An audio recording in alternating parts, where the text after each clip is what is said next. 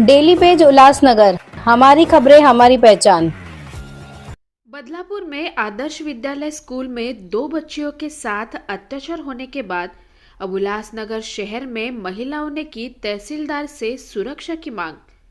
बदलापुर अत्याचार मामला काफी गरमाया हुआ है, जिसके चलते आज समृद्धि सामाजिक संस्थान की महिलाओं द्वारा उल्लासनगर 5 गांधी रोड स्थित तहसीलदार कार्यालय में तहसीलदार को निवेदन पत्र देकर महिलाओं और स्कूल के बच्चों की सुरक्षा की मांग की गई और स्कूलों में चल रही मनमानी को लेकर भी ध्यान दिया जाए और अगर बच्चियां स्कूलों में सुरक्षित नहीं है तो फिर कहाँ है बताया जाए।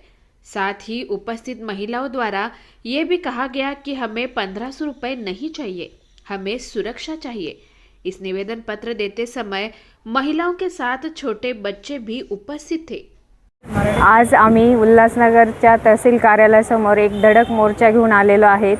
बदलापूरमध्ये झालेल्या प्रकरणाविषयी मुलींचा जो अत्याचार झालेला आहे तीच प्रवृत्ती पुन्हा आमच्या उल्हासनगरवर येऊ नये यासाठी आम्ही हा मोर्चा घेतलेला आहे।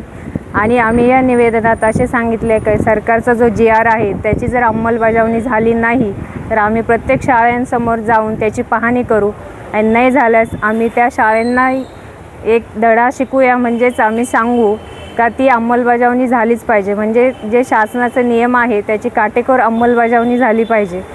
त्याचप्रमाणे आता सरकारचं जे आहे बेटी पढाओ बेटी बचाओ बेटी पढाओ, तर बेटी जर सुरक्षित नसेल तर आम्ही त्यांना शाळेमध्ये कोणत्या हेतूने पाठवायचं आणि शाळेंना कोणता जाब विचारायचा। तर आम्ही आता या निवेदनात असं सांगितलं आहे का त्यामध्ये CCTV कॅमेरे लागले पाहिजे, रोजचं फुटेज अपडेट झालं पाहिजे आणि त्याच्यासाठी एक मॉनिटरिंग सिस्टीम त्या रूममध्ये असायला पाहिजे आणि शाळेच्या आवारात शाळेच्या बाहेरच एक तक्रार पेटी पाहिजे, जेणेकरून काही पॅरेंट्सला असेल मुलांना असेल काही जर तक्रार असेल ते तक्रार पेटीत टाकून ते मुख्याध्यापकांनी त्याची एक बघितलं पाहिजे आणि त्याच्यावर कारवाई केली पाहिजे आणि मुख्याध्यापकांनी जर कारवाई नाही केली तर त्याचा दखल शासनाने घेतली पाहिजे।